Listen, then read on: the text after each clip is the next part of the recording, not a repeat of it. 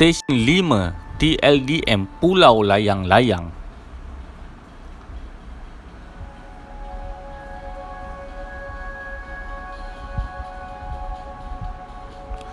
Setelah meletusnya konflik ketenteraan di antara negara China dan Vietnam pada Januari 1974 di gugusan Paracel, China secara terang-terangan menuntut keseluruhan Laut China Selatan sebagai perairan yang berada di bawah takluk dan penguasaannya.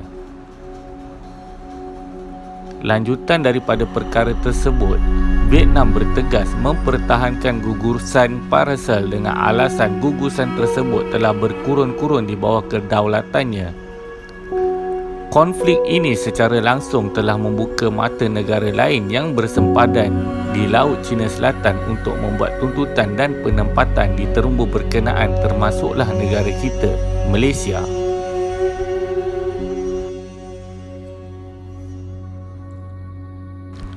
Laut China Selatan merupakan laluan perhubungan antara Lautan Pasifik di timur dan Lautan Hindi di barat.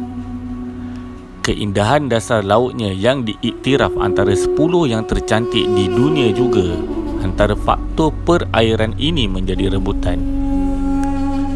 Ini jelas dengan penempatan yang dibuat oleh Filipina di terumbu Laksamana yang terletak hanya 26 batu nautika timur laut, terumbu peninjau, dan penempatan Vietnam di terumbu perahu yang terletak hanya 35 batu nautika barat laut.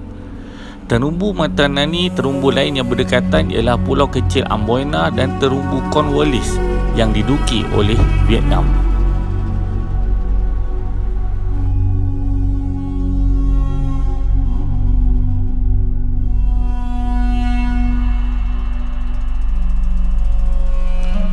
Sejarah awal pembinaan Stesen 5. Berikutan pengisytiharan Perairan Zon Ekonomi Eksklusif Malaysia ZEE pada 20 September 1979, Kabinet telah mengarahkan agar kajian dilakukan untuk mendirikan tugu dan penempatan di beberapa buah terumbu batu karang yang berada dalam lingkungan ZEE Malaysia bagi mengukuhkan tuntutan Malaysia di perairan Spratly.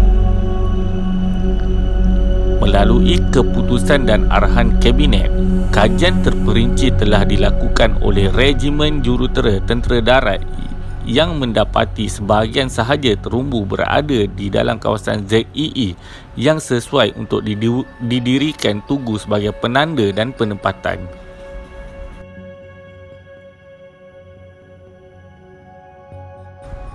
Di antaranya ialah terumbu Layang-Layang yang sekarang menjadi Stesen 5 TLDM. Pembinaan tugu bermula pada 21 Jun 1980, manakala penempatan pasukan khas laut Pascal TLDM pada Mei 1983. Pada awal penubuhan penempatan TLDM di terumbu Layang-Layang pada tahun 1989, kerajaan telah memutuskan supaya kawasan terumbu ini perlu dimajukan sebagai pusat pelancongan yang seiring dengan kerja-kerja pembangunan ke atas penempatan TLDM.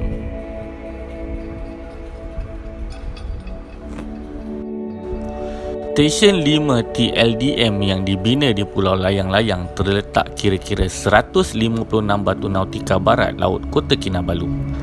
Ia dibina dengan menambak kawasan terumbu karang.